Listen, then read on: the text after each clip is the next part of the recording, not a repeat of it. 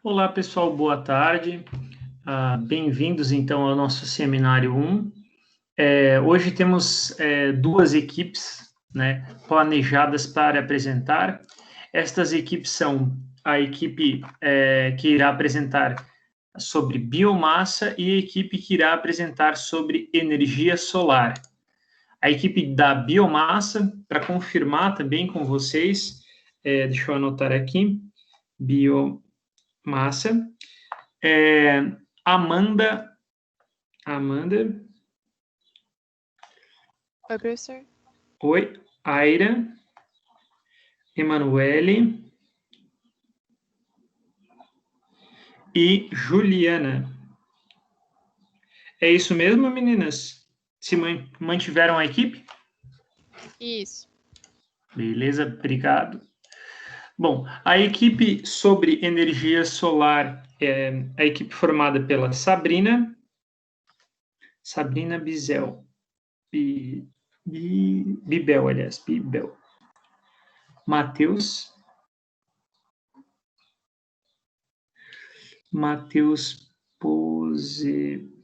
Posebon,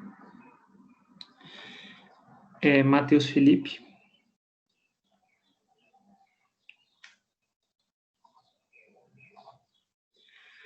e João Gava. Então vamos lá, a equipe de energia solar, Sabrina Bibel, Matheus Posebon, Matheus Felipe e João Gava. Também vão apresentar hoje. Certinho essa equipe? É isso mesmo, pessoal? A equipe já está por aí?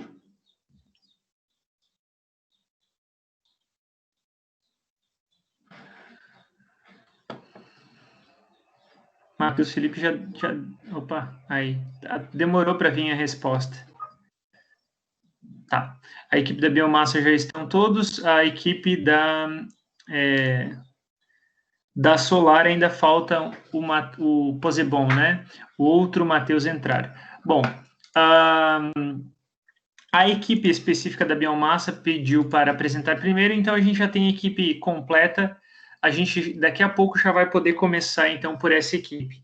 Aí a equipe da solar dá sequência então na apresentação.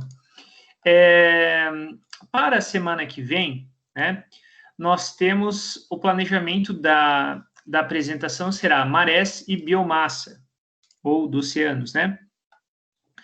Aí temos a Aline, Andréa, Lara Beatriz, Vanessa, né, com a equipe das marés e oceanos. E temos para biogás, vamos confirmar aqui, a outra Aline, né, Aline Rolim, Daniele, Maiara e Murilo Lora. Aí, para a última semana, eu ainda preciso da confirmação de vocês, então por isso que eu queria conversar. Dia 16 do 11 será o nosso último dia o nosso último dia letivo, né? Deste ano, lembrando que a gente não vai ter exames, né? Porque o exame vai ficar lá para março, né? Porque a gente vai quebrar o semestre ao meio. Então, nós temos aqui a equipe de fusão nuclear, né? A fusão nuclear retificou para energia geotérmica. André Silvestre, André de Bem, Isabela, Maria. Certo? Então, temos, a princípio, uma equipe para o último dia, a equipe que vai apresentar sobre energia geotérmica. Bom, deixa eu ver o que o Matheus colocou ali. O André, na verdade. André, gostaria de marcar para dia 16, se possível. Vamos lá. André, a sua equipe é a equipe da geotérmica, né? É isso, André. Pode ser, a gente pode fazer o seguinte, a gente fecha as apresentações no dia 16, então, e no dia 23 eu faço uma aula assíncrona para né, para vocês, até para liberar um pouco vocês antes, vocês devem estar com bastante atividades aqui por essa época, aí a gente combina, porque a gente já está fazendo bastante aulas síncronas, eu faço uma aula assíncrona para passar um outro conteúdo para vocês. A gente tem muito conteúdo aí para passar, então isso vai ser bem tranquilo. Pode ser? Então eu já vou colocar no Moodle aqui, já vou editar aqui para que a gente não se confunda. Deixa eu só colocar aqui. Opa, não é aqui. Ou é aqui? Não é aqui. É aqui. Editar configurações. Não. Ah, é aqui. Achei. Vamos lá, então a gente vai ter mares, biogás e geotérmica.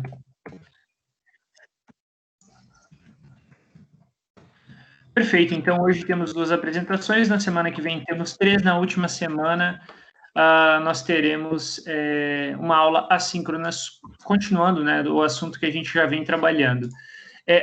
Alguém está sem equipe? Tá tudo certo aí? Todo mundo conseguiu entrar em equipe e vai conseguir participar do seminário?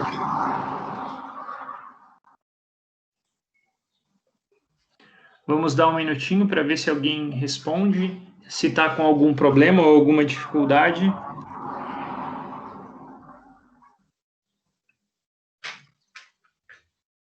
Não, ninguém. Então, eu considero que todos já estão com seus grupos, né, já estão se organizando para apresentar nessa semana e na próxima. Bom, a nossa pauta de hoje, né, a apresentação, eu vou te mutar aqui, André, só um pouquinho, tá? Deixa eu ver se eu consigo.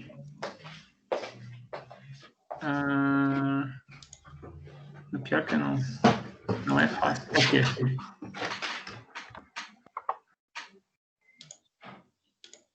Consegui mutar o André. O André, esqueceu o microfone ligado ali, mas tranquilo, sem problemas, tá bom?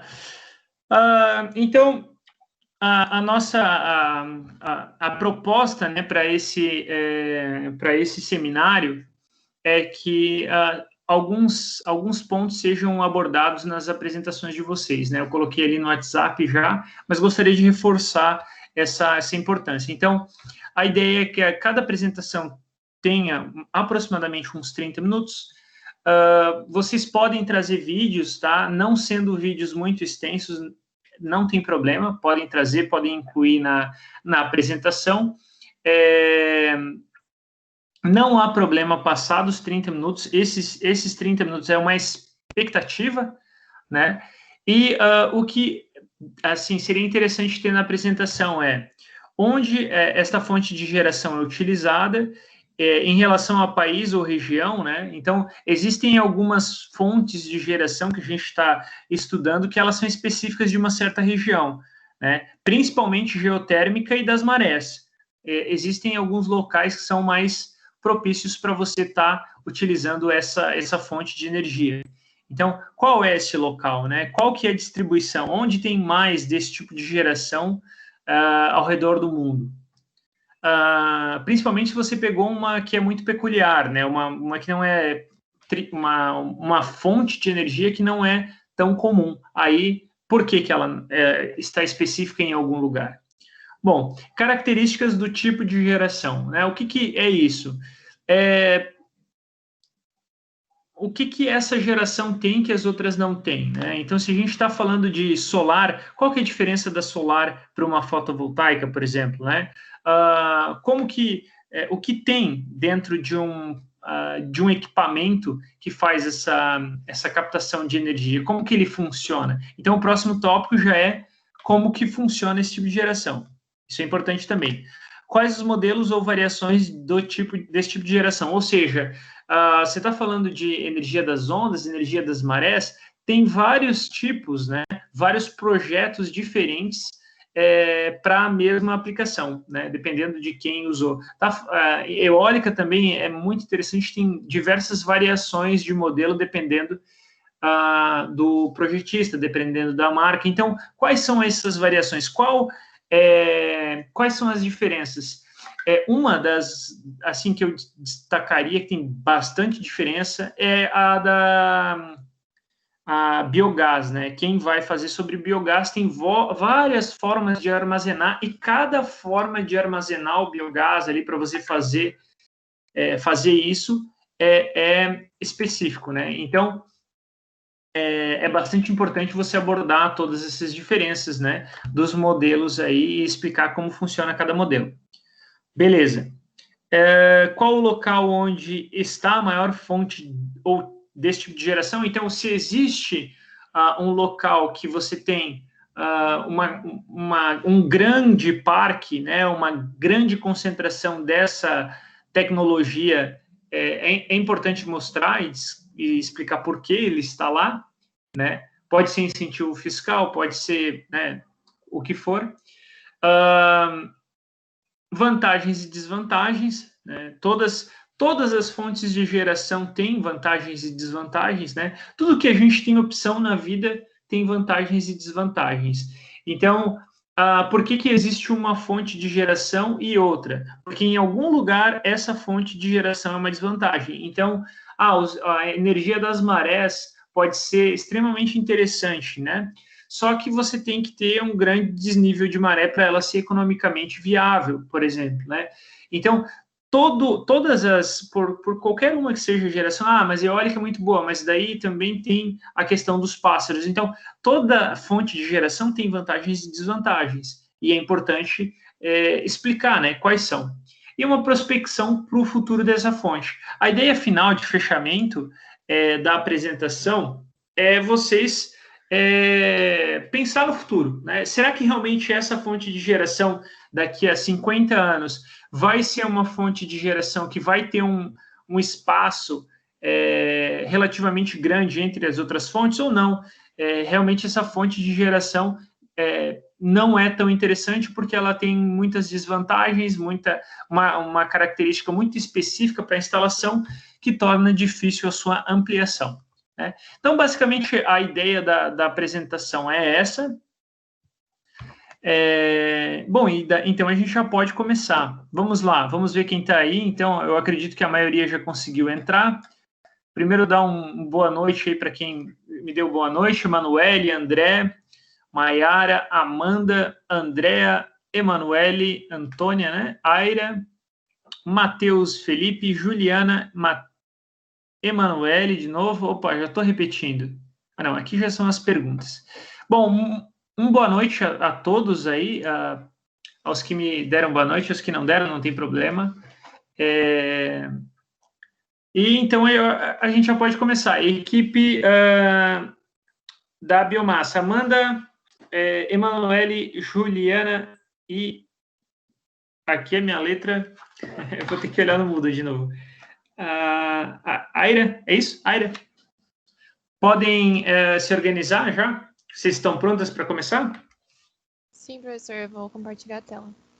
É a Aira mesmo, né? O meu, aqui na tela, no meu caderninho, eu coloquei, ao invés de Y, um G aqui, daí ficou meio difícil de entender. Não, obrigado. Prof, você me ouve? Ouço, sim, ouço tá. bem e claro, alto e claro. Estão vendo a minha tela? Ainda não. Agora sim. Professor, eu coloquei um modo no Teams que ativa o som do computador. Daí eu vou testar com vocês. Qualquer coisa vocês me falam, senão eu coloco o link ali, tá? Tá certo. Ótima percepção. Nos ensine também, se você puder. Beleza. Pode começar, Ju. Então, boa noite, professor. Boa noite, colegas.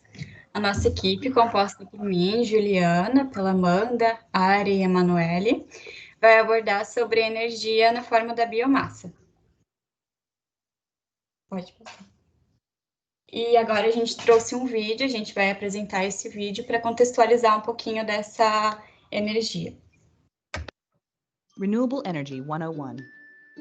Biomass. The original renewable energy has been part of our lives since our ancestors learned to control fire.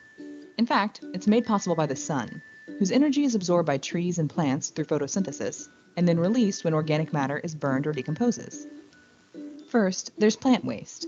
Wood scraps, sawdust, and crop waste can be collected from farms or manufacturers. The waste is burned to heat water. The hot water creates steam. The pressure of the steam spins a turbine. The turbine powers a generator. The generator creates electricity. Simple, really. Next up, animal waste, also known as the problem of cow poop. The solution? Waste from farm animals can be collected in a large tank called a digester, filled with bacteria that eats the waste and converts it to methane gas. The methane is captured and burned to heat water and create steam. Sound familiar? Second verse, same as the first. This same principle can also be used to capture methane, a potent greenhouse gas with 25 times the heat-trapping ability of carbon dioxide, from landfills. Once a section of the landfill is closed off, pipes are run from the waste to collect the gas, which can then be burned to make electricity or heat.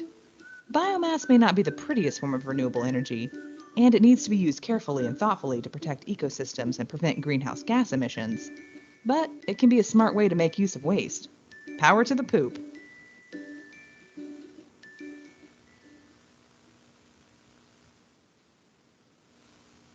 Essa é engraçada, Amanda, né? O Power to the Pool. É verdade. Então, pode passar. A gente vai falar um pouquinho agora sobre as características da biomassa. E pode passar, amiga. A biomassa é todo recurso renovável oriundo de matéria orgânica, de origem animal ou vegetal, que pode ser utilizado na produção de energia.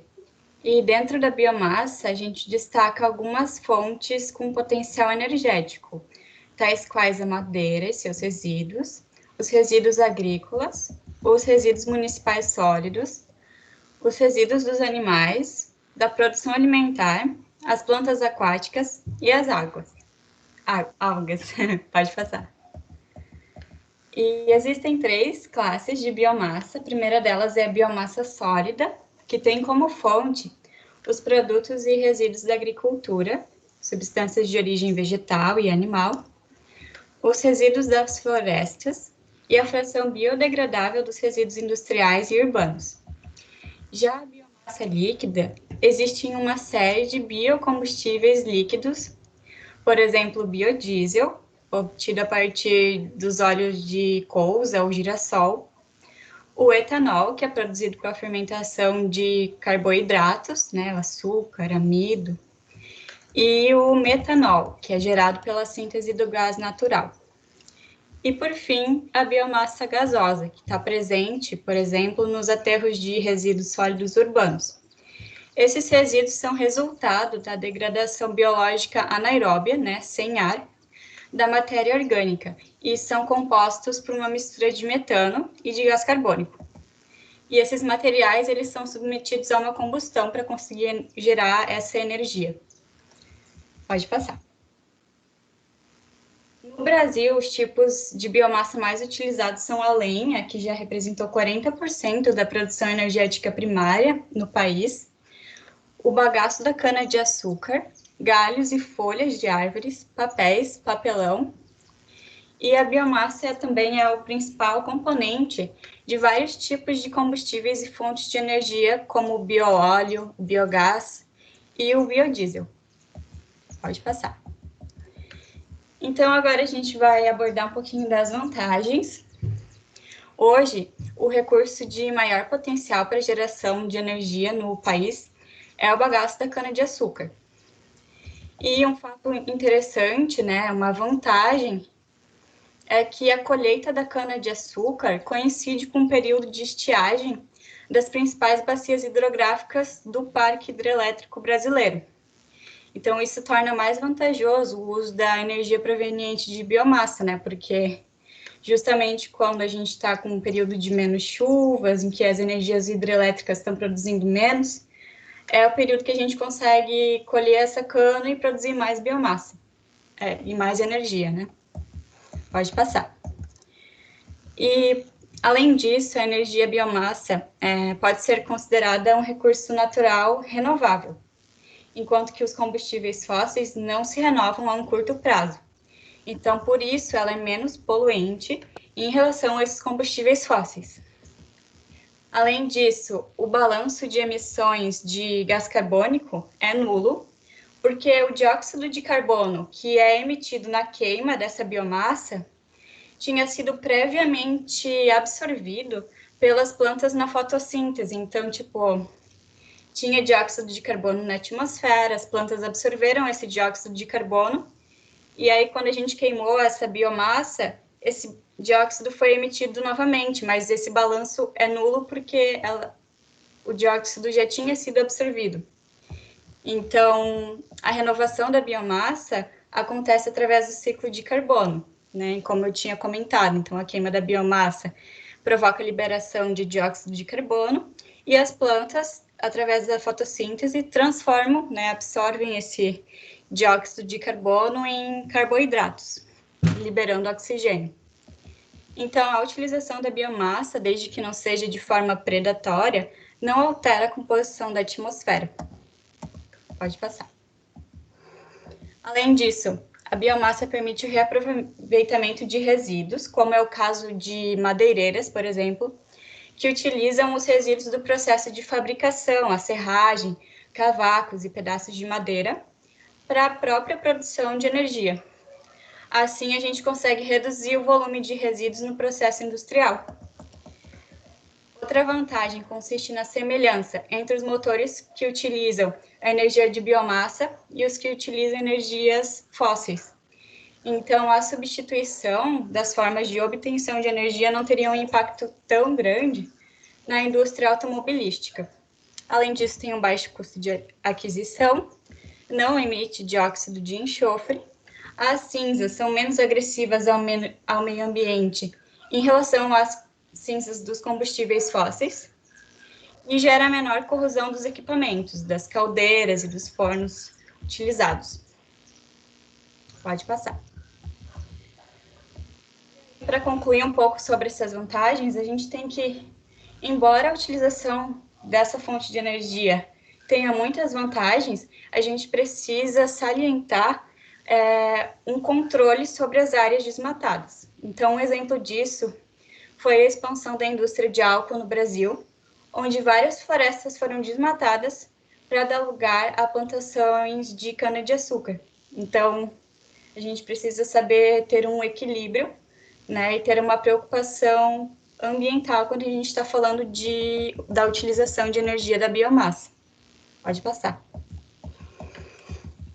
As desvantagens, então, a biomassa, ela gera o desmatamento de florestas, né, além da destruição de habitats, possui um menor poder calorífico quando comparada a combustíveis fósseis. Os combustíveis líquidos contribuem para a formação de chuvas ácidas e também verifica-se a necessidade de um maior gerenciamento do uso e ocupação do solo, porque com a biomassa vem as monoculturas, né? Então, você fica plantando cana-de-açúcar e só cana-de-açúcar em vários hectares, então isso não é bom para o solo. Perda de biodiversidade, uso intensivo de defensivos agrícolas, então tudo isso precisa ser melhor gerenciado. E também uma maior possibilidade de geração de material particulado para a atmosfera. Então, isso significa maior custo de investimento para a caldeira e para os equipamentos para remoção desse material particulado. Pode passar. E algumas das desvantagens podem ser compensadas com o monitoramento de alguns parâmetros.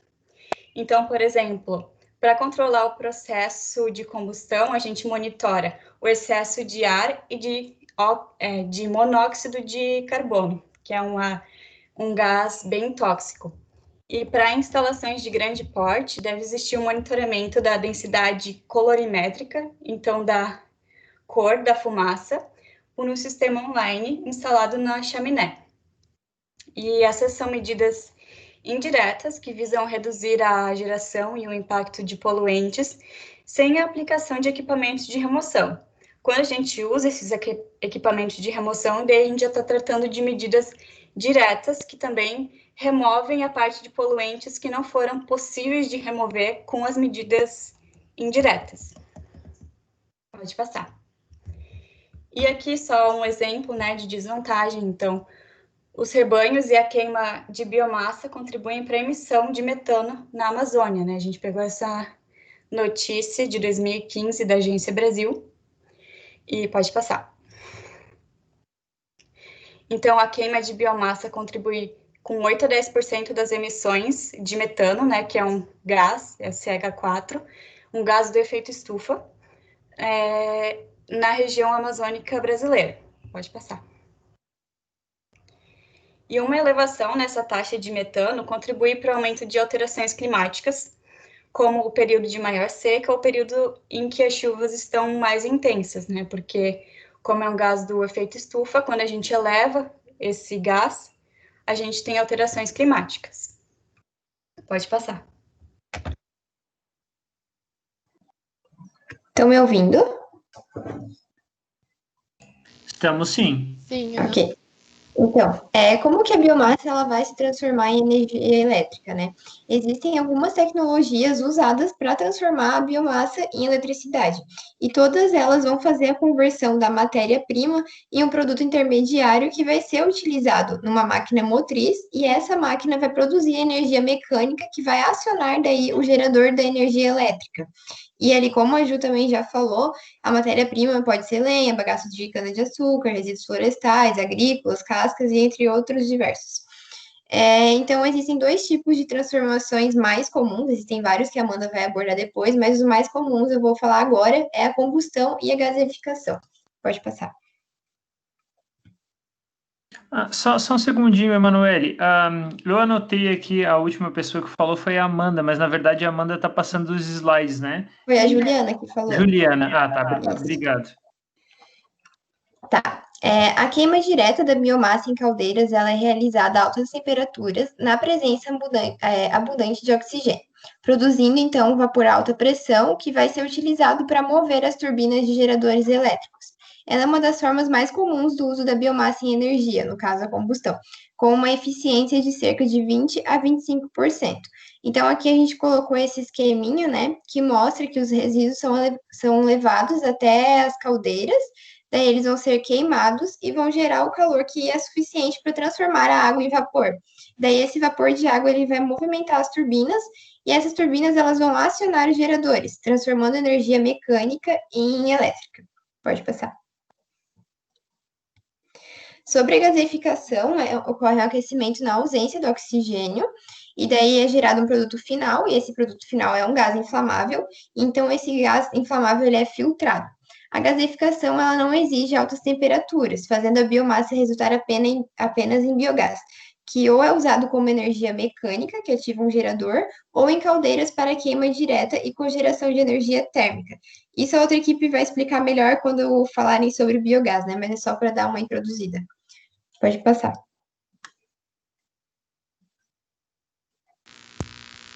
Estamos escutando? Sim. Então, agora, até pegando um pouco do que já foi mencionado pelas meninas, mas um pouco mais específico, né, sobre os modelos ou variações desse tipo de energia, que pode ser visto por diferentes pontos de vista, porque a gente pode diferenciar esses modelos por conta do método que é utilizado para converter a biomassa em energia, ou até mesmo a fonte que é utilizada, como a Juliana já mencionou. Então, os principais processos de conversão, que também são diferentes modelos, e através desses processos de conversão que a gente consegue ter diferentes formas de gerar essa energia, né? Então, a biomassa em si, ela é utilizada diretamente como combustível, ou pode ser através da produção de energia a partir desses processos, que a gente tem a pirólise, que acontece a exposição a altas temperaturas, sem a presença de oxigênio. Isso acelera a decomposição da biomassa e resulta em uma mistura de gases. Aí a gente também tem a gaseificação, que foi o que a Emanuele comentou, né?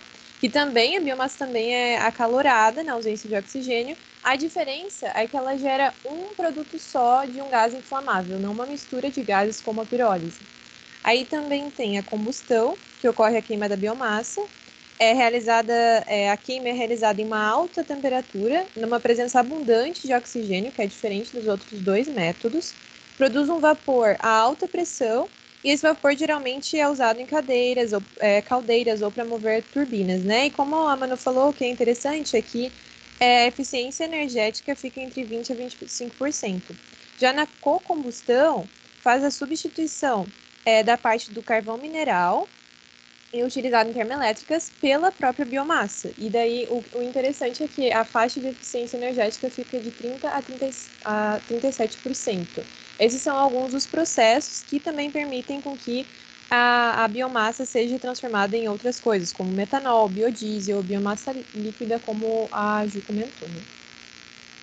E aí, um pouquinho mais sobre esses modelos, a gente tem a geração de eletricidade em centrais térmicas por gasificação. Aí, um pouco mais sobre isso. Ele é uma atividade com uma longa cadeia produtiva, como fala na forma, né, que está aqui no slide. E cada elo dessa cadeia produtiva é essencial para o funcionamento da próxima atividade. Isso a gente achou num artigo bem interessante sobre biomassa, que é bem detalhado em parte técnica, assim. Então, ele vai bem a fundo sobre tudo isso que a gente está falando aqui. Aí, o que acontece? Que os gasificadores, eles exigem que a sua biomassa de alimentação tenha especificações próprias. Ou seja, haverão diferentes exigências sobre a biomassa, ou seja, sobre o tipo de biomassa que a central térmica está lidando, se é de cana-de-açúcar, se é de lenha, se é de milho, por exemplo, porque haverão diferentes exigências no método de preparação nessa central térmica. Então, existem diferentes tipos de gasificadores. Eles são classificados quanto ao suprimento de calor para o reator, e daí, se a gente for um pouco mais a fundo, fica bem técnico, acredito que até o professor deve saber bem mais para explicar para a gente ali, né? Quanto à pressão interna do reator, quanto ao suprimento do oxidante, que daí pode ser, por exemplo, acontecer o suprimento de ar, o suprimento de oxigênio, de vapor da água, e quanto ao arranjo do reator em si, quanto à estrutura dele, né?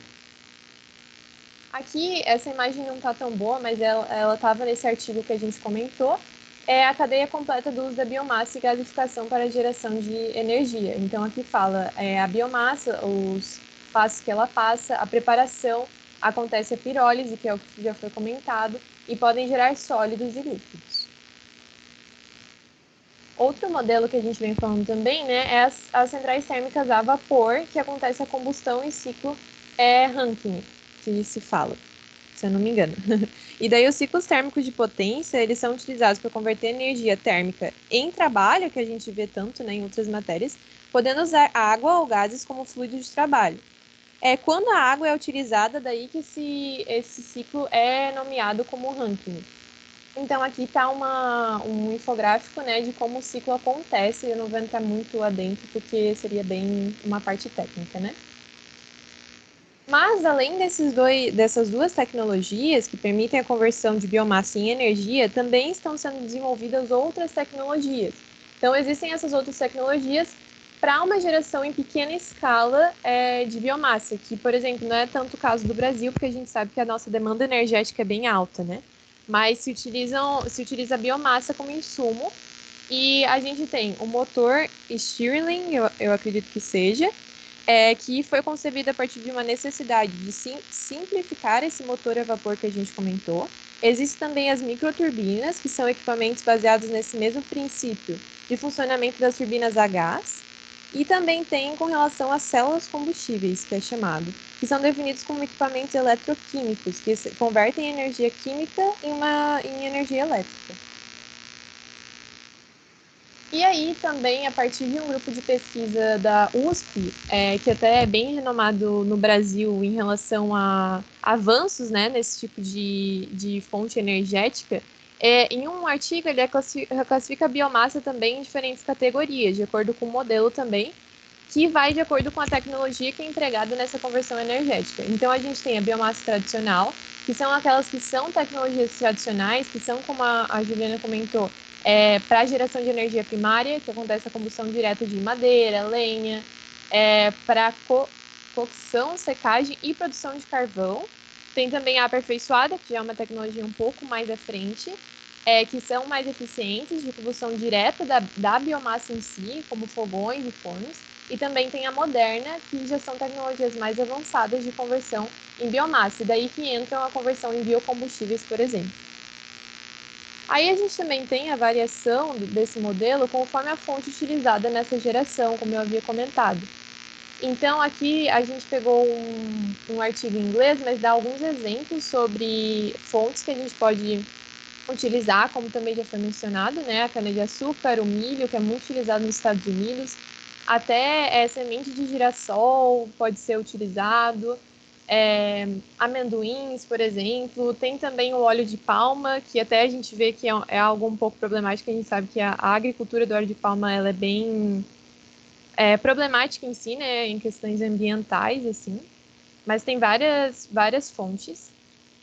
E aí, no Brasil, de acordo também com outro artigo que a gente viu, a gente tem a biomassa de origem florestal, como foi de lenha, carvão vegetal, resíduos de madeira e licor negro, de origem agrícola, que também já foi mencionado, adicionando capim-elefante também, a soja e o milho, que é de menor escala, e oriunda de rejeitos urbanos e industriais.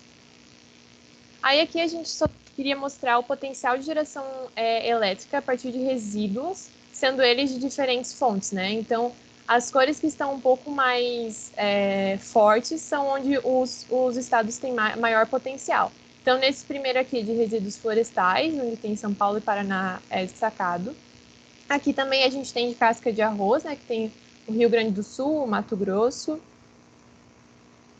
Também temos o sucro alcooleiro, que seria o de cana-de-açúcar, né? Aqui também tem o de óleo de palma, que é colocado como dendê. E esse dado também foi pegado de um documento bem importante também. Se eu não me engano, é Atlas de Energia Elétrica do Brasil, posso averiguar o nome depois, mas tem bastante informação sobre a matriz energética brasileira. E também tem de castanha de caju, o de coco de Bahia, também a gente vê na Bahia mesmo, no Pará e no Ceará também. E aqui a gente só trouxe alguns exemplos de algumas usinas que utilizam a biomassa como fonte. Então aqui a gente tem diversas usinas, São Francisco, Lucélia, Santa Adélia, tem diversas outras aqui em outros estados, aqui majoritariamente em São Paulo. Aí a gente só trouxe como uma curiosidade que quem quiser pesquisar mais sobre inovações nesse tipo de energia, a gente também tem uma frente na Agência Internacional de Energia que trata de diversas inovações e diversos artigos dentro dessa fonte energética.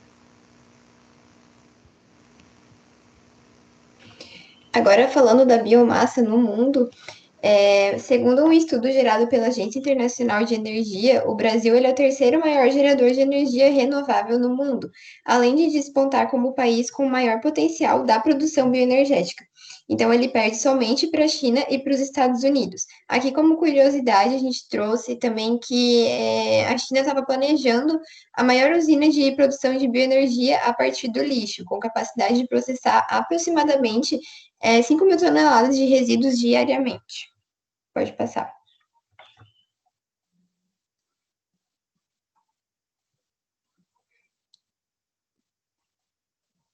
Voltando agora para a biomassa no Brasil, né? Ela é bastante utilizada, perdendo apenas para a hidroeletricidade. Cerca de 43% da energia produzida no Brasil vem de fontes renováveis, como a gente já citou, e isso é válido destacar bastante, né? Hoje, a cana-de-açúcar ela corresponde a aproximadamente 17% da matriz energética brasileira, e o maior potencial de produção é na região sudeste, especialmente no estado de São Paulo. Em 2019, São Paulo ele foi responsável pela produção de mais ou menos 1.391,26 megawatts de biomassa. Santa Catarina ficou numa situação bem feia, né? Ficou bem atrás, com 15,76 megawatts. E isso, em comparação com 2018, diminuiu, porque em 2018 era cerca de 16,72 megawatts. Pode passar. Então, existe o CIBio, né, que é um Congresso Internacional de Biomassa. Ele objetiva discutir o atual cenário da matriz energética nacional e temas ligados à geração de energia a partir da biomassa no Brasil e no mundo, além de apresentar soluções, tecnologias e informações que vão impulsionar o crescimento da biomassa na matriz energética brasileira. Também é objetivo se manter como um dos mais importantes congressos internacionais com foco na biomassa para a geração de energia na América Latina. Então, a gente sabe que os desafios eles são bem grandes, né? Tendo em vista que a média do consumo de energia tem aumentado muito nos últimos anos. A biomassa tem ajudado muito o Brasil a crescer e acompanhar essas principais tecnologias disponíveis no mundo. E o Cíbio é uma ótima oportunidade para discutir esses novos rumos e tendências do setor, além também de uma boa ocasião para estar apresentando essas novas tecnologias e pesquisas. Pode passar. Então, aqui a gente trouxe uma notícia de 2016. Nesse ano, o Ministério de Minas e Energia divulgou que a biomassa era a segunda fonte mais importante para gerar energia no país, correspondendo a cerca de 29,9% da matriz energética do país. Pode passar. E agora, né, um dado mais atual. Para mim não está aparecendo imagem, não sei se para vocês está. Está aparecendo. Ah, apareceu agora. Tá. Um dado mais recente, né, que é de julho desse ano, diz que a biomassa produziu metade da geração termoelétrica em maio. Que eu vou ler para vocês, né? As termoelétricas da biomassa foram responsáveis por quase metade de toda a geração térmica verificada em maio no Sistema Interligado Nacional, de acordo com os dados divulgados pela CCEE. A tecnologia, cujo principal combustível é o bagaço da cana, pode ter outros, né? Mas é o principal, gerou que representa 44,25% do volume produzido por todas as térmicas.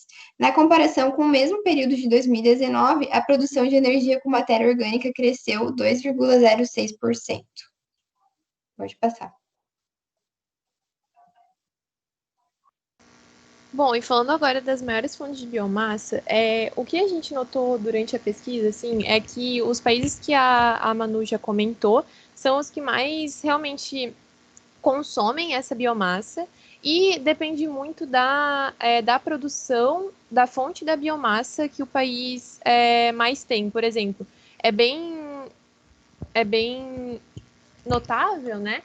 A utilização de milho nos Estados Unidos, já que, como a gente já mencionou, é de cana-de-açúcar, então não tem um país em específico que tem uma grande fonte, depende muito do que mais é produzido, do que mais tem potencial dentro do país. Mas a gente trouxe alguns dados para complementar o que a Manu já falou, né? De acordo com o Atlas de Energia Elétrica no Brasil, esse é o documento que eu havia mencionado anteriormente. Estima-se que atualmente, isso há alguns anos atrás, no início dos anos 2000, na verdade, esse dado nesse Atlas, atualmente pode representar até cerca de 14% de todo o consumo mundial de energia primária. Nisso aqui a gente tem a tabela que mostra o consumo mundial. Aí, como a Manu comentou, né, a gente tem a China aqui como destaque também, mas o Brasil não está destacado nessa tabela, né? E daí alguns dados extras sobre o consumo mundial. Em 2010, o consumo total era de 10% de consumo em energia primária ainda. Isso se dava um destaque para as áreas rurais, principalmente da Ásia e da África, que era muito utilizada ainda a biomassa tradicional. Então, aquela que tem uma tecnologia mais tradicional para energia primária mesmo, como principal fonte de energia de 2,5 bilhões de habitantes. Também tem esse relatório da Agência Internacional de Energia, que em 2013 ainda estava como 10% desse consumo. 13% de todo o consumo de biomassa era utilizado para aquecimento e geração de energia.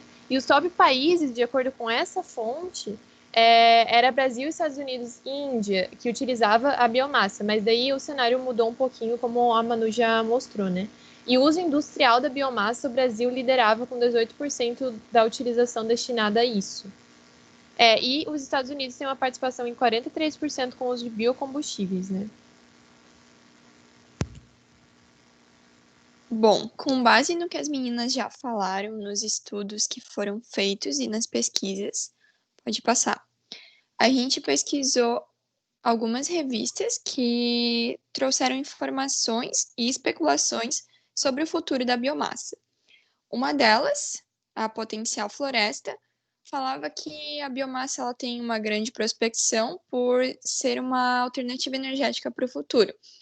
Um pouco do que a Ju já falou ali das vantagens, por ser uma energia limpa e renovável, cada vez mais se tem essa mentalidade de energias renováveis, ela tem um fácil e rápido acesso, não depende do curso da natureza, a gente pega como exemplo o petróleo, que demora milhões de anos para se formar.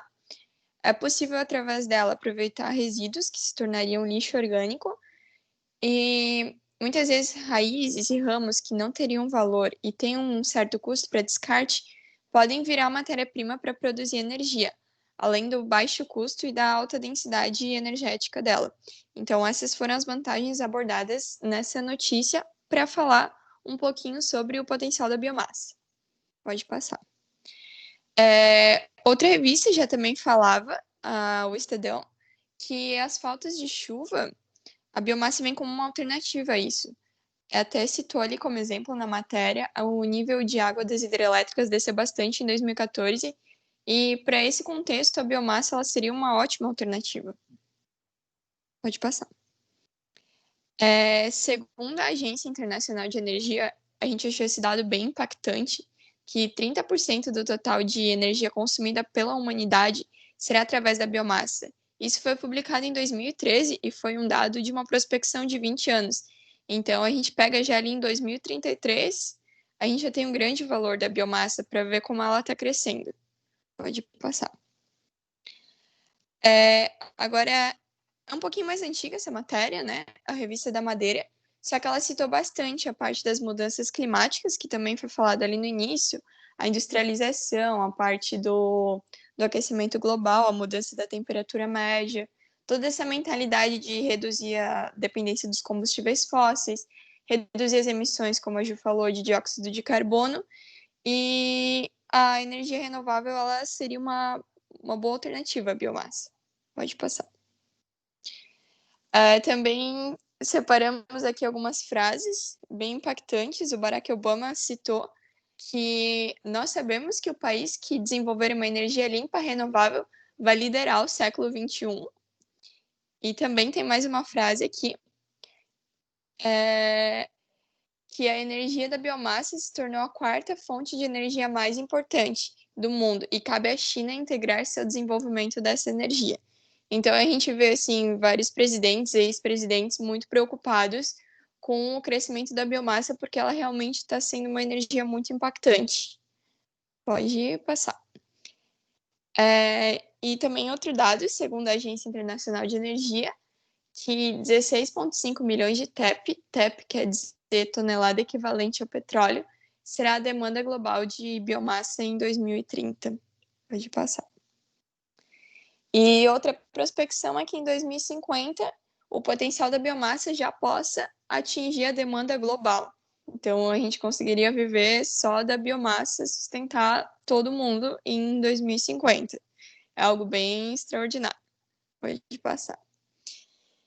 Outro fator que está impactando bastante o crescimento da biomassa, e que a gente vê que realmente a biomassa vai crescer, é o estudo da biotecnologia e da engenharia genética para cada vez melhorar o uso da biomassa e potencializar a sua demanda e o seu rendimento. Pode passar. Saiu na FAPESP uma matéria sobre uma empresa, GrãoBio, que começou a investir na biotecnologia para melhorar o rendimento da biomassa. Pode passar. Então, como forma de otimizar os rendimentos e deixar de custo mais acessível, eles fizeram um estudo para modificar a quantidade e a configuração da lignina. A lignina ela é um dos principais componentes da biomassa e a sua composição ela influencia de forma basicamente direta no rendimento.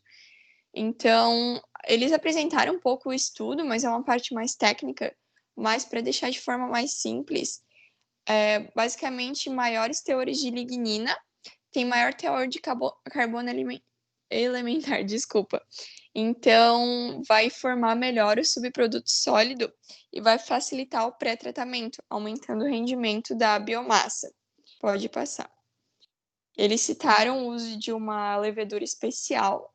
Tem um nome ali, eu não vou me arriscar a pronunciar, mas para realmente agir ali para processar a xilose, que é um açúcar que está ali dentro, para realmente melhorar o rendimento. E pode passar.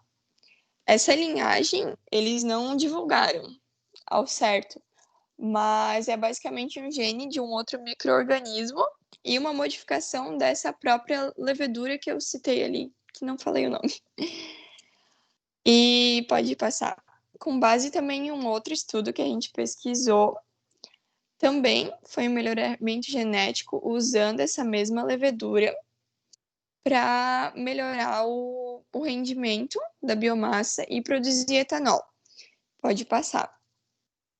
Foi utilizada, além dessa levedura que eu falei, uma outra bactéria que o nome está ali, Z. mobilis, não sei se está correto, que ela supera o fermento para estar atingindo ali como um substrato alternativo da biomassa da madeira na fermentação. Pode passar. Com isso, a gente tirou uma conclusão, né, tanto com as vantagens apresentadas, quanto com essas prospecções e essas especulações que a gente tem do futuro, que a biomassa vai ser cada vez mais usada e ela está sendo cada vez investida em estudos, pesquisas, revistas estão publicando melhoramentos para ela render mais e para realmente estar aplicando mais por conta dos seus benefícios. E, por fim, a gente pode passar, tem as bibliografias usadas, tem mais uma página, e a gente agradece a atenção de todos. Perfeito, obrigado pela apresentação. Alguns pontos importantes aqui que eu coloquei, né? Por exemplo, ali na apresentação de vocês, vocês colocaram ali que a grande maioria das usinas, né, que utilizam essa tecnologia estão próximas a São Paulo. Bom, isso tem uma explicação, né, que eu acho que é bem interessante, tá, assim, contribuindo. A gente até já falou sobre isso, mas é a questão da possibilidade, né? Eu acredito que também uma das grandes vantagens é a possibilidade de você instalar uma fonte que utilize biomassa em qualquer local, né? Então, se você tem um resíduo que possa estar, de alguma forma, sendo utilizado para gerar energia elétrica, que seria a biomassa, né? Um resíduo combustível ou através de eletrólise está gerando um gás que possa gerar combustão, você pode colocar isso em qualquer lugar. E isso é muito interessante porque você acaba não precisando construir grandes linhas de transmissão, né, que a gente falou sobre o sistema elétrico. Qual que é a grande vantagem disso? Não é só a questão né, também é a questão do custo dessas linhas de transmissão, de manutenção e também do que ela realmente impacta na natureza, mas um dos principais motivos é a questão da eficiência, né? Essas linhas, quando você transmite energia, você tem perdas que fazem parte do processo, né? Quanto mais longe, mais perdas você vai ter. É natural que isso aconteça. Então, a utilização de uma fonte de geração que possa ser alocada em qualquer lugar, né, como as meninas mostraram, ela é extremamente interessante, né, muito promissora para os nossos dias atuais, onde você constrói uma empresa dependendo das características que aquela região tem, né? Pode ser um incentivo fiscal para que você construa, pode ser uma posição na rodovia, né, uma posição em relação aos seus clientes que possa estar interessando para que uma empresa se instale naquele local. Aí você conseguir levar a geração do lado para uma região próxima se torna extremamente importante. Eu acho que, por esse motivo, essa fonte de geração é tão promissora. E isso é uma das coisas boas que vocês mostraram na apresentação, né? Que é uma tecnologia que a gente domina, né? O Brasil domina, e tem uma projeção muito positiva em relação ao crescimento. Né? Então, se você fizer toda a questão de utilizar toda a questão de filtros e realmente utilizar ela da forma adequada, ela é uma fonte de energia renovável, porque ela, depois que entra em combustão, você tem o ciclo acontecendo novamente. Então, também é uma energia interessante porque ela se torna sustentável, né? Você consegue replantar árvore, por exemplo, né? Eu conheço muito desse tipo de fonte de geração que o pessoal usa em abatedouros, né, para a questão do biogás, ou a questão da biomassa em específico na produção de papel, né? Você tem muito rejeito de produção e com isso você consegue aproveitar. Então, bem legal a apresentação de vocês destacaram esses pontos, especificamente ali sobre a questão do gás, né, e daquela mistura e como é que funciona, né, para formar o biogás. Eu diria que um dos fatores mais importantes ali é o controle da temperatura, né? Quem já trabalhou com isso, eu não trabalhei diretamente, mas eu já tive contato com pessoas que trabalharam, e a questão da temperatura aumenta consideravelmente a eficiência na produção do gás, né? Então, o controle de temperatura é uma coisa que é muito importante, né, nesse tipo de energia. A Juliana colocou ali próximo de centros urbanos para não perder energia no transporte. Exatamente, é isso mesmo, Juliana. Bom, o André colocou ali, professor, lá no Moodle você colocou que nosso trabalho é para dia 9 e não para dia 16, nós havíamos combinado. Pode verificar, por favor? Vamos lá, então. Bom, então, uma salva de palmas para as meninas aí. Obrigado. A outra equipe pode começar a se organizar. Eu vou verificar aqui o que o André comentou aqui enquanto a outra equipe se organiza. Vamos lá. A equipe sobre energia solar já está preparada? Anteriormente o Matheus não havia entrado. Todos já estão presentes? Sim, professor. Opa, muito obrigado. Deve ter sido a Sabrina que falou. Isso. Bom, vamos lá então. Deixa eu só mostrar aqui tirar essa dúvida aqui primeiro sobre as apresentações. Ó, no título lá, eu deixei assim para a gente se organizar. Eu também gostei bastante da apresentação. Bem legal que vocês buscaram artigos científicos, né? Isso mostra mais credibilidade na pesquisa também, além de uma boa apresentação. Bom, vamos lá, André. Lá no Moodle você colocou o nosso trabalho para dia 9, não para dia 16. Então, eu acho que eu entendi mal. Pode verificar, por favor? Vamos lá. André, você quer apresentar dia 16, então?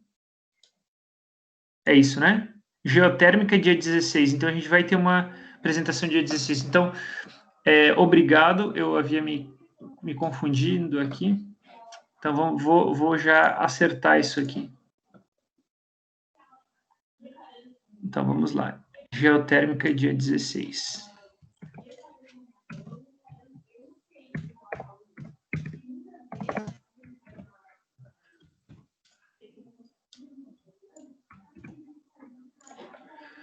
Está atualizado. Tá lá, pessoal.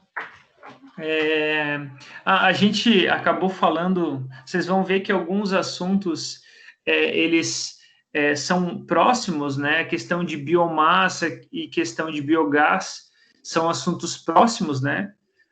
Por quê? Porque os resíduos que você utiliza são resíduos de produção, então, dependendo do tipo do resíduo, você pode aplicar para biomassa, você pode aplicar para biogás, você pode parte, né, aplicar para biomassa e parte aplicar para biogás. Então, a gente vai ter uma conexão entre alguns assuntos aí. Bom, então, parabéns, pessoal. Muito obrigado pela apresentação. E com isso, então, a gente passa a palavra para a próxima equipe, que é a equipe da energia solar. Equipe da energia solar, já podem se organizar aí, por favor? Eu vou compartilhar aqui e vou ver se vai dar certo, tá? Combinado.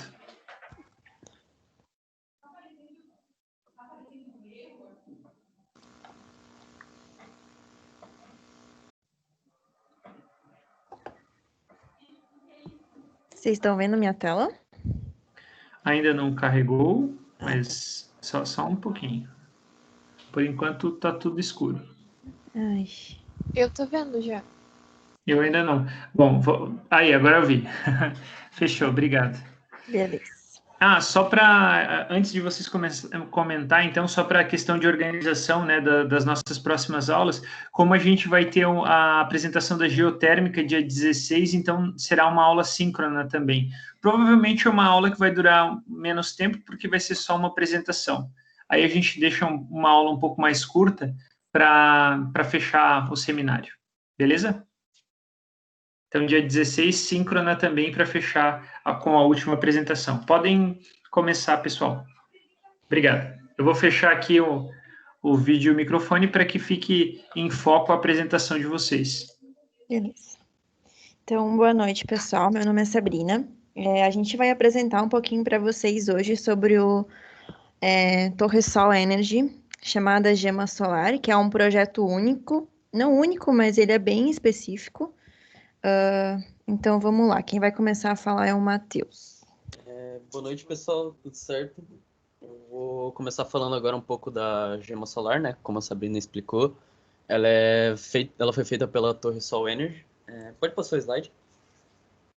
Então, o que é a Torre Sol Energy? Ela é uma empresa fundada a partir da Sener e da Masdar. A Sener é uma empresa de engenharia espanhola e a Masdar era uma empresa de investimentos voltados a essa área de produção de energia solar.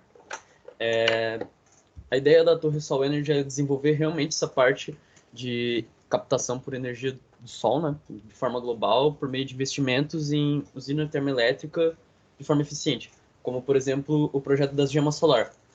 O projeto da Gema Solar já começou a ser construído em 2009 e ele foi inaugurado em outubro de 2011. Ele foi antecedido por 2 projetos, o Solar One e o Solar Two, que eram 2 projetos que aconteceram nos Estados Unidos. Eles foram precursores, na verdade, para que esse fosse ser o Solar terceiro, o Solar 3. E a partir deles eles conseguiram dados para poder realmente fazer essa gema solar. Pode passar?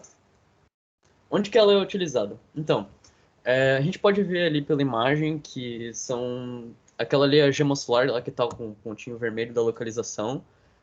A gema solar ela se localiza em uma cidade próxima de Andalucia, Fuentes de Andalucia, próxima da província de Sevilha, na Espanha. Ela como a Sabrina falou, ela é uma das únicas que tem no mundo, então a gente não tem registro. Tem outras que já aconteceram, como por exemplo a Solar One e a Solar Two, que ambas foram nos Estados Unidos. A segunda usina solar ela foi feita, se eu não me engano, num deserto na Califórnia, que eu ainda vou comentar um pouco mais sobre ela depois. E como é que funciona a gema solar na hora de transmitir energia? Ela é gerada ali naquela localização que está destacada na imagem, e através das linhas de transmissão de alta tensão ela vai para a subestação de Vila Nova del Rey, que eu acho que não dá para ver direito ali, mas ela está localizada mais à direita, ali na imagem. E depois disso ela é injetada na rede elétrica de Sevilha, Endesa, que fornecerá energia para mais ou menos umas 25 mil residências na província de Fuentes de Andalucia, que é a cidade que recebe o abastecimento dessa usina. Não só ela, né, mas como o sistema vai sendo distribuído, ela acaba sendo, fornecida principalmente para essa cidade. Pode passar. Então, como que ela funciona propriamente dita, né? Esse sistema, ele é composto basicamente por essa torre solar que vocês estão vendo ali, que ele funciona como um receptor. E ao redor desse receptor, a gente tem vários espelhos, que eles estão todos dispostos de uma forma de uma forma concêntrica, né? Então, estão todos inclinados com um determinado ângulo.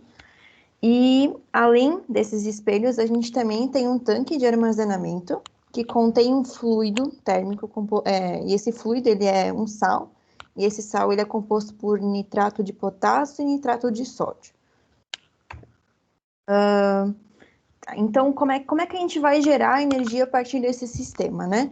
Então, essas placas, ao redor tem mais ou menos 2.600 espelhos ao redor dessa torre, desse receptor, né? Então, os raios eles vão convergir e vão direto para esse receptor. Nesse receptor, então, os raios eles vão aquecer entre 600 e 900 graus Celsius, esse tanque de armazenamento, onde é que tem esse fluido, e esse fluido, então, vai começar a evaporar, vai soltar esse vapor. Ele não é tóxico, então a gente pode considerar como uma energia limpa, né? Claro que é bem diferente do nosso sistema fotovoltaico, olhando assim até parece ser parecido, mas não tem nada a ver, até porque o sistema fotovoltaico ele é de silício, né? Tem o monocristalino, o policristalino, então é outros 500. Então, a partir do momento que vai esquentando, ele vai liberando esse calor e vai gerando a turbina ali para a gente gerar energia, né? Então, como o Matheus falou antes, depois disso isso é distribuído ali e, enfim, chega nas 25 mil casas. Beleza, a gente já gerou energia. E agora, durante a noite, a gente vai continuar gerando energia ou não? Nesse sistema, sim. Dentro desse tanque de armazenamento, quando a gente produz calor em excesso, ele fica armazenado ali dentro, junto com o sal líquido, né? E então, ele se torna como se fosse uma bateria grande. Então, quando não tem sol, ou dias nublados, ou quando tem chuva, ele vai gerar a energia a partir daí. Uma informação que talvez seja importante, o fluido ele é composto por 60% de nitrato de potássio e 40% de nitrato de sódio. Depois a gente tem um videozinho que eu acho que a gente vai passar mais para o final, que eu acho que vai ser mais interessante. Tá, eu vou falar ainda sobre algumas características, de novo, da gema solar. Ele teve um investimento mais ou menos estimado de 171 milhões de euros, ou seja, foi um investimento até que considerável para uma nova fonte de energia, apesar dos testes já terem sido feitos. Ele tem uma capacidade de produção de 24 horas por dia, justamente por esse fator que a Sabrina comentou dos sais fundidos eles ficarem armazenados nos tanques quentes e até nos tanques frios, ou seja, ele não é uma fonte que nem acontece com uma energia fotovoltaica que por um certo tempo ela recebe energia, mas aí se já não tem mais aquela incidência de luz solar, ela acaba tendo algumas oscilações. Na verdade, ela já teve um registro de 36 dias consecutivos operando sem qualquer interrupção ou até oscilações dentro do sistema. O tanque de armazenamento de sais, como eu disse, ele permite até 15 horas sem entrada de radiação solar. Ela foi escolhida como um projeto representante da Espanha da conferência COP21 em Paris, ou seja, ano que vem ela vai representar a Espanha nessa conferência. E o sistema de armazenamento de calor ele permite gerar até 1,5 a 3 vezes mais eletricidade do que qualquer outra fonte renovável. Pode passar. A energia elétrica registrada dela, então, ela fica em mais ou menos 17 megawatts, e eles têm uma produção líquida de eletricidade de 80 gigawatts-hora por ano. Isso são dados que a própria Torre Sol Energy passou, que eles têm no site deles, que eles explicam um pouco mais sobre a gema solar. Ela garante mais ou menos umas 4.565 horas por ano de energia, sendo que isso é 1,5 a 2 vezes mais do que outras fontes de energias renováveis. Ou seja, como eu falei, ela consegue manter uma produção muito boa por um tempo interessante, justamente nessa questão da energia solar, de forma até mais limpa e mais constante. Ela fornece energia solar ali está 27.500, que esse daí eram dados que a Torre Sol colocou no site deles, e ali 25 mil foram dados de uma pesquisa feita antes. Então, acho que eu acabei confundindo ali os valores. E ela prevê uma redução de emissão de CO2 em mais de 28 mil toneladas por ano. E interessante que essa usina ela tem mais que todos aqueles heliostatos, eles eram mais ou menos os 2.650, que na imagem que a gente mostrou ali, de várias placas. Eles cobrem uma área aproximada de 195 hectares. Para ter uma noção, um campo de futebol corresponde a mais ou menos 1,08. Então são pelo menos uns 190 campos de futebol. Então, é bastante coisa, uma área muito grande. E a torre central ela tem mais ou menos uns 140 metros de altura. E pode passar.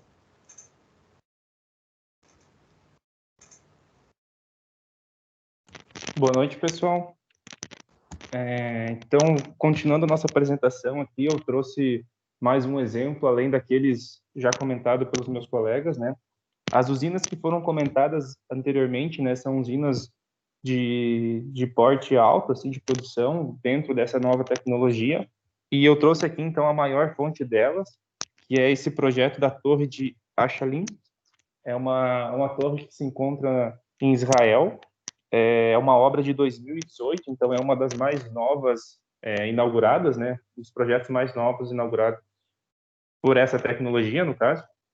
Ela foi feita com investimento de 820 milhões de dólares, então é um investimento bem alto para se fazer uma usina.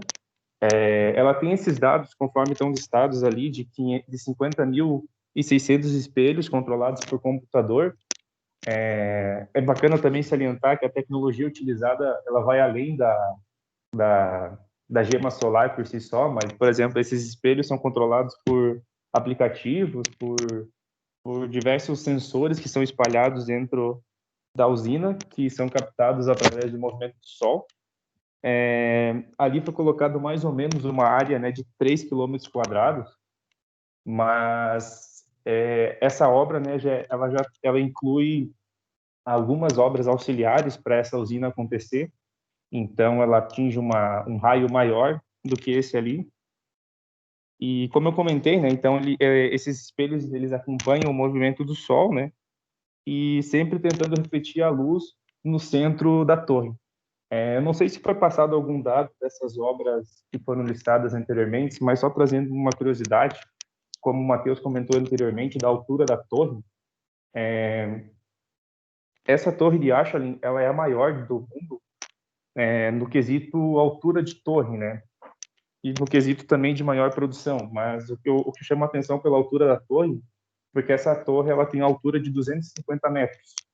E ela, com isso, ela tem um número menor de espelhos distribuídos ao seu raio. Conforme a altura da torre, então, o espelho, quanto maior a torre, menor o número de espelho espalhado ao redor dela.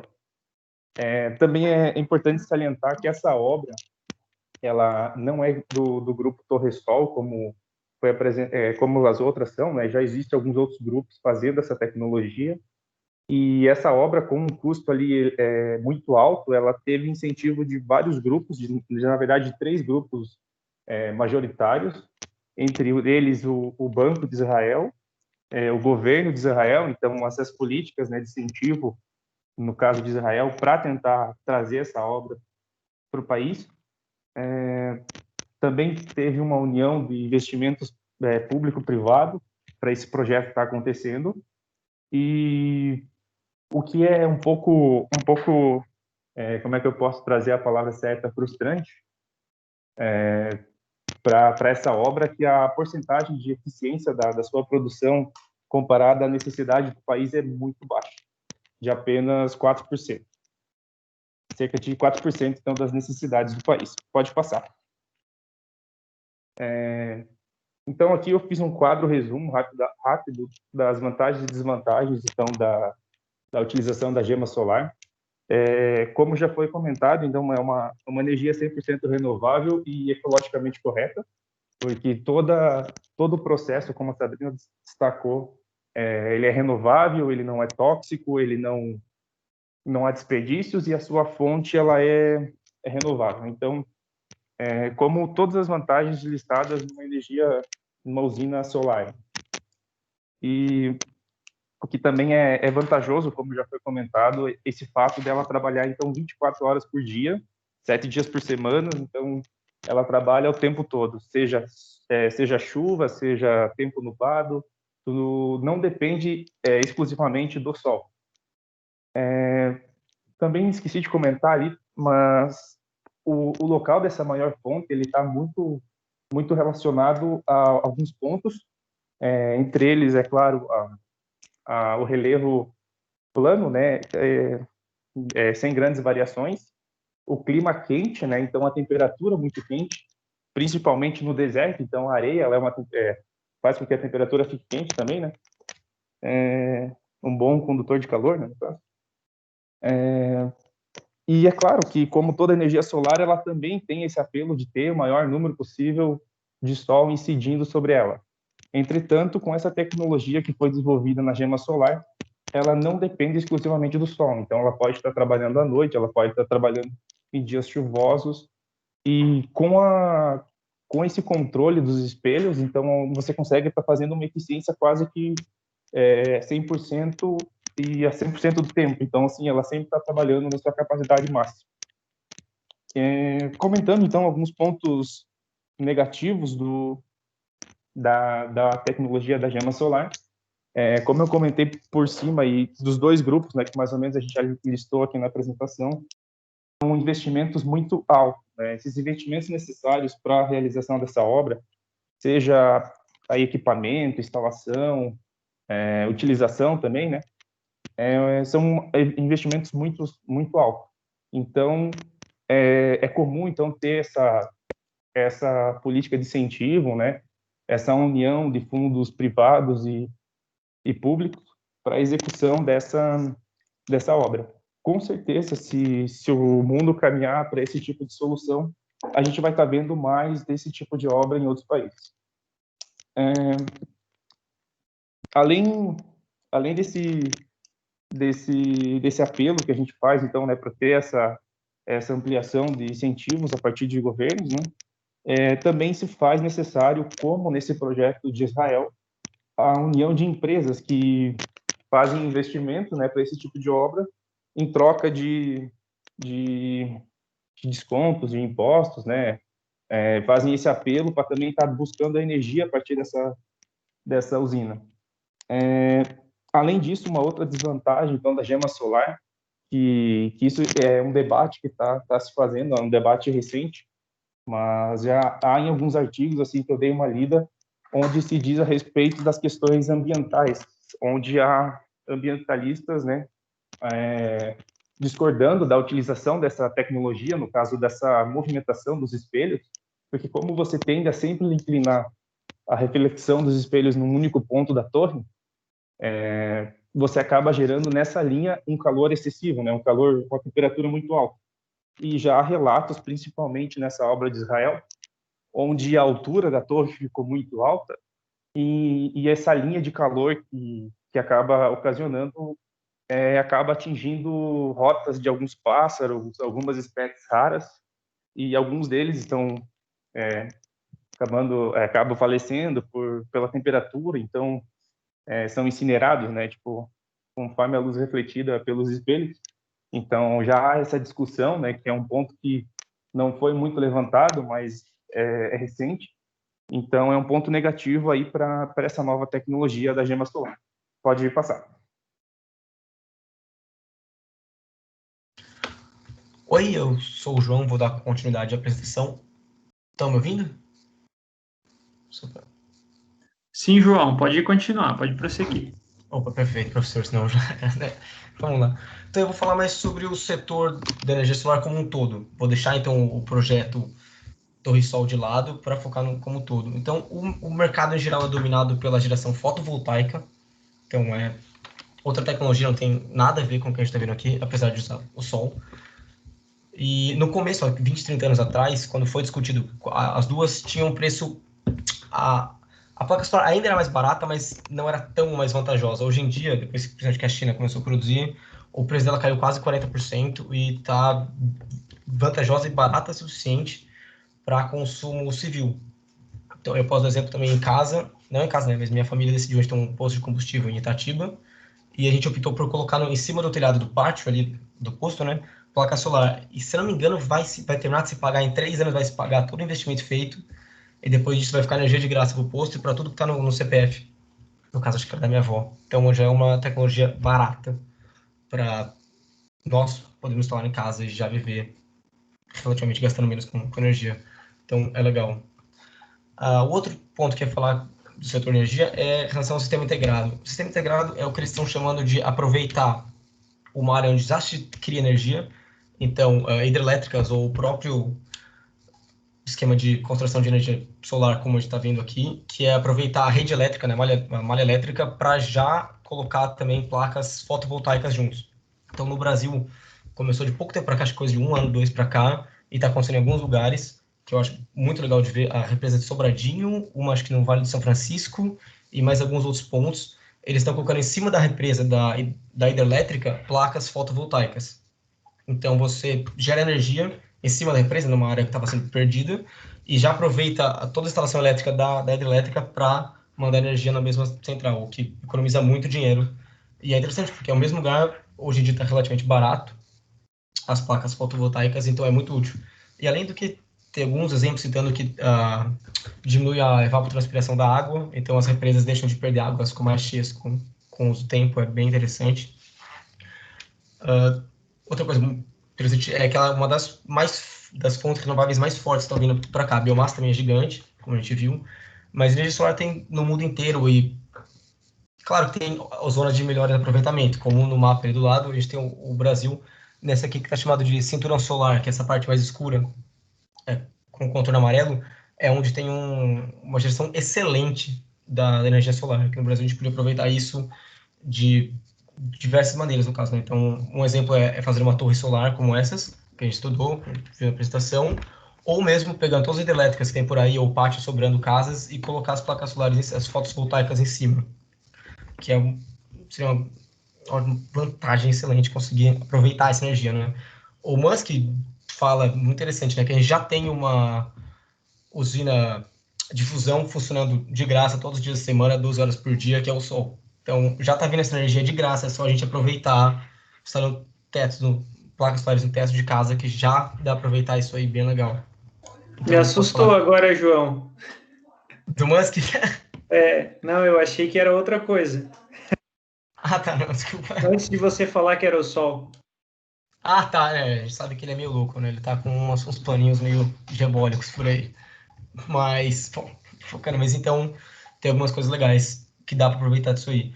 O Brasil pode ser uma potência gigante, né? A gente sabe que a nossa incidência solar é enorme, a gente recebe mais sol em relação a outros países do mundo, pela posição, né? Que a gente está abaixo da linha do Equador ali, que é um lugar que bate muito mais sol durante o ano do que, por exemplo, o hemisfério norte, como a Europa, que tirando, acho que a Espanha, que usa essa energia, inclusive é líder mundial, é mais difícil você conseguir aproveitar, né? E a gente meio que está não aproveitando tão bem, né? Outro ponto interessante em relação a isso que eu posso citar em Marrocos, se não me engano, estão construindo uma usina também, uma termosolar igual essa daí que a gente estudou, mas já também com as placas fotovoltaicas. Então, eles fizeram um investimento grande na torre solar deles e aproveitaram toda a parte da seção elétrica para aumentar ainda mais a área de cobertura com placas fotovoltaicas. Então, a ideia aqui é unir, sempre que possível, todos os tipos de energia possíveis você pode gerar no mesmo lugar. Então, a fotovoltaica, por estar barata, e nesse caso é perfeito instalar junto, né? Ela tem uma enorme desvantagem que é só trabalhar durante o período de luz. Então, à noite ela fica meio obsoleta, não serve para nada. Mas integrada com outras fontes, por ela estar realmente barata de instalar, é uma baita vantagem. No Marrocos, se não me engano, quando terminar de construir, vai ser a maior, por todos os motivos, tanto a torre quanto o tudo vai acabar sendo bem legal. O tamanho do investimento deles é para dar um retorno bom. Opa, Sabrina, pode passar, por favor? Aí, e um ponto que eu coloquei agora de uma notícia, né, uma novidade em relação à torre solar, é esse moço aí, que é o Greg Glatzmeyer. Ele pesquisa pela NRL, que é a Agência Americana de Energia Renovável. Então, ele é um pesquisador que passou a vida inteira estudando a torre solar, né, esse tipo de energia. As da Califórnia, se não me engano, também foram estudo deles, que desenvolveram as torres. E ela tem um problema, outra desvantagem dessa tecnologia, né, é que ela acaba gerando hidrogênio no meio do processo. O hidrogênio que desapega, não sei dizer o motivo químico que acontece ou físico, mas acaba criando hidrogênio no meio do sal, e esse hidrogênio pode afetar a eficiência da usina em até 15%. Então, ele está pesquisando, acho que já fazia anos, quase 10 anos pesquisando como não ter essa diminuição na eficiência, e ele publicou agora, se eu não me engano, foi em outubro, eu tentei confirmar, acho que é em outubro mesmo, que ele terminou um estudo dele, excelente, que eles passaram boa parte da pesquisa tentando achar um jeito de não criar o hidrogênio. porque eles achavam que ia ficar muito caro e muito trabalhoso você conseguir remover esse oxigênio, esse hidrogênio com o tempo, precisando parar a produção e tudo que geraria de prejuízo em relação a isso. Mas ele conseguiu fazer, acho que como está essa foto aí, né, desviar esse sal por onde passa o calor, né, absorvido pelo espelho, né, onde concentra todo o calor, e separar ele e passar para uma membrana de alho, deixa eu ver o nome aqui, de paládio, que passa apenas hidrogênio. Então, eles já testaram isso na hidrelétrica, termosolar de Nevada. Foi um investimento relativamente bem baixo, foi coisa de $500 mil, e eles já conseguiram filtrar e remover boa parte desse hidrogênio, e é um sistema novo, excelente, que não causa uma interrupção no sistema, conforme esse líquido, esse sal passa na tubulação, você consegue desviar parte dele, e dessa parte você passa para essa membrana e remove o hidrogênio. Então, ele funciona junto com o sistema, limpando e mantendo a eficiência máxima, que era uma preocupação de muitos investidores, essa perda, né, de alguns anos depois, começar a funcionar com 15% a menos, que quando estabilizava a quantidade de hidrogênio, pelo que eu li. Mas agora ele conseguiu resolver isso aí de um sistema bem simples, fácil, barato de aplicar, o que, segundo as notícias, deve dar um novo fôlego para essa tecnologia que estava sendo meio que deixada de lado pelas fotovoltaicas, que são absurdamente mais baratas. Então, com isso aí, ele conseguiu dar vida nova para essa tecnologia, e esperamos que seja mais usada no futuro, né? Pode passar, acho que é isso. Muito obrigado por prestar atenção na gente aí. Tem um videozinho de 50 segundos que talvez seja interessante passar. Deixa eu ver aqui. Temos tempo. Pode ir. É rapidinho. Uhum.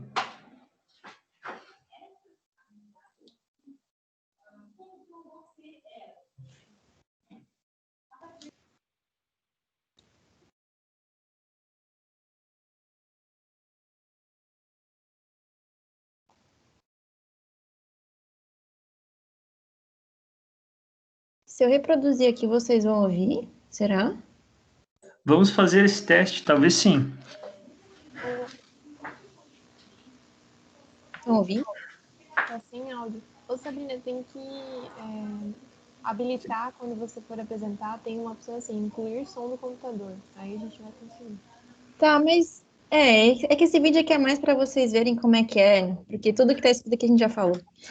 Não, mas tranquilo. Ô Amanda, onde que fica essa configuração?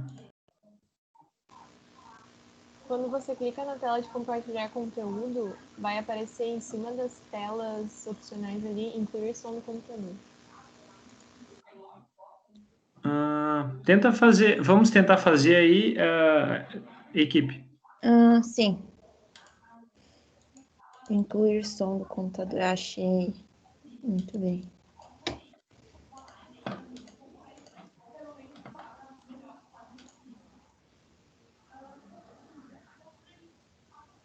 Pode dar play.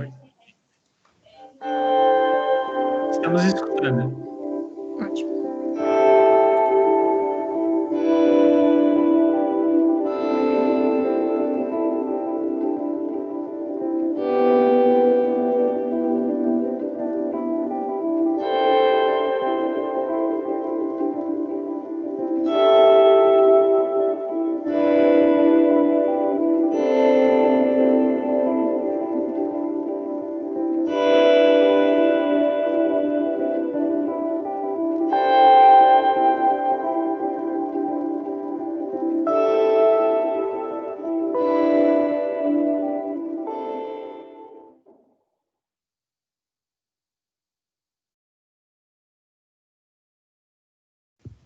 Era isso.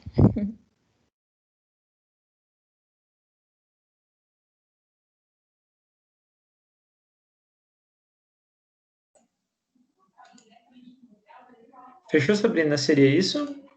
Fechou, professor. É isso mesmo.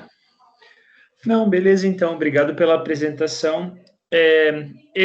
Essa fonte de geração, ela é um pouco mais difícil, né? Como vocês puderam perceber, você precisa ter várias condições, né? eu diria que a gente, pensando, né, em comparação com a energia fotovoltaica,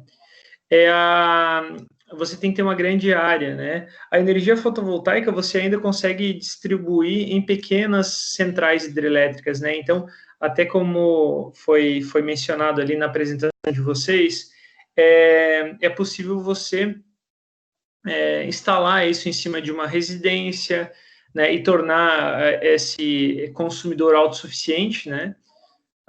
Por quê? Porque hoje a gente tem o sistema on-grid, né, que quando você gera mais do que você precisa, você gera créditos durante o dia, e durante a noite, quando você consome mais do que você gera, você está interligado com a concessionária. Então, assim, isso cria a possibilidade de você ter pequenas fontes, né, de geração espalhadas, né, por todos os lugares, e isso facilita, né, a expansão da tecnologia e, com isso, a produção em massa dos equipamentos e a redução no custo, né? E com isso, automaticamente, a maior acessibilidade e maior custo-benefício, né, em relação ao investimento, como foi mencionado. Já essa questão da captação solar que vocês colocaram, já é bem mais difícil, né? Porque você precisa ter realmente um complexo maior, né? Você precisa ter uma área maior e uma incidência de sol consideravelmente maior. Então, o investimento é maior. Além desse que vocês apresentaram em Sevilha, tem um grande na Califórnia, né? E existem alguns outros espalhados aí ao redor do mundo. Só que não são tão comuns quanto a energia fotovoltaica, né? Se a gente comparar, que é uma energia que seria muito semelhante a essa, né? Porque é uma forma de você... Semelhante no sentido da utilização do sol, né? Porque tecnicamente é totalmente diferente, né?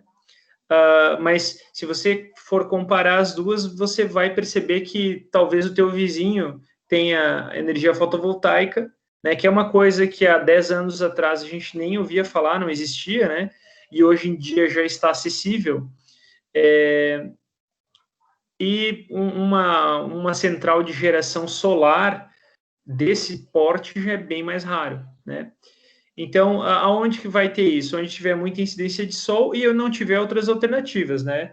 Porque você só investe numa fonte de geração que é mais cara quando realmente você não tem opção, né? Eu não tenho opção de, por exemplo, investir numa hidrelétrica. Então, daí se investe nessa forma de geração. Eu gostei da apresentação de vocês. A apresentação de vocês foi legal. Cuidado com a linguagem técnica, teve algumas falas mais populares, assim, né? Mas tudo bem, isso não prejudicou a apresentação, deu para entender bem. Sobre a questão de futuro, né? Então, vamos lá, parabéns, galera. Vamos dar um parabéns aí para a equipe, né, que fez uma boa apresentação aí, trazendo um assunto difícil de explicar, porque não é tão comum, né, não é uma coisa que a gente conhece tão bem, mas está aí, é uma opção para geração em lugares que a gente tem a maior incidência de sol e você não tem outras fontes, né, você não tem outras opções. Desvantagem é que por ser maior e conforme o mapa ali ele colocou, né, você tem uma região que é mais interessante, você está instalando isso. E por esse motivo, isso é uma desvantagem, porque daí muitas vezes você não consegue instalar exatamente próximo do centro de consumo, né? Então você precisa daquela questão das linhas de transmissão e etc, para que realmente vale a pena. A capacidade de geração ela é menor, então talvez você consiga abastecer a região, né? Mas não chega a se comparar com a hidrelétrica, que é uma fonte energética aí, que tem proporções muito maiores, né, de capacidade de geração, ou a termoelétrica, né, que foi colocada ali biomassa, mas existem outras formas de termoelétricas também, né, carvão, por exemplo, que são, assim, consideravelmente grandes, é o que realmente mantém o nosso sistema funcionando. Bom, então, eram essas as minhas considerações adicionais ali, né, só para fazer um comentário sobre a apresentação. Parabéns aí, pessoal, muito obrigado pela apresentação de todos. Eu abro agora para, caso alguém queira fazer mais algum comentário para a gente fechar. Professor, eu só queria fazer um comentário ali antes do que o professor tinha falado da parte das duas da Califórnia. Elas acabaram sendo fechadas, na verdade. Uma delas era até num deserto próximo. A primeira, ao invés dela funcionar com sal fundido, que nem a nossa apresentação, ela funcionava, na verdade, com água, e essa água ela acabava sendo aquecida e o vapor já acabava girando as turbinas. Diferente do que acontece com o sal fundido, que ele acaba sendo jogado para os tanques, e aí esse vapor dos tanques ele acaba gerando essas turbinas. A segunda, na verdade, ela funcionava com uma tecnologia muito semelhante. A diferença era realmente esses heliostatos, a forma deles acabou sendo mudada para que eles se tornassem mais eficientes. E também sobre esses heliostatos, eles também funcionam com uma tecnologia semelhante lá daquela que o Matheus apresentou, que eles vão seguindo de acordo com a movimentação do Sol. E realmente ela é uma capacidade muito baixa. Eu estava tentando procurar capacidades que fossem semelhantes. Eu não achava nada muito parecido aqui no Brasil, por ser relativamente baixo. Como disse, eram 25 mil residências.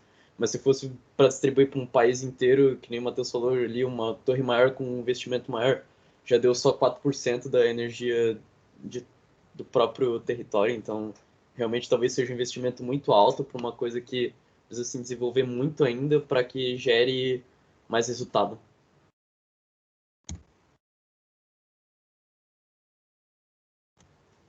Professor, acho que está mudo o microfone. Opa, beleza. Obrigado pela atualização. Eu não me recordava que essa... Quer dizer, eu não sabia realmente que ela estava parada. Essa, eu acredito que tenha sido uma das primeiras, né, centrais que utiliza esse tipo de tecnologia. Provavelmente, em algum tempo, eles devem fazer um retrofit e fazer a atualização.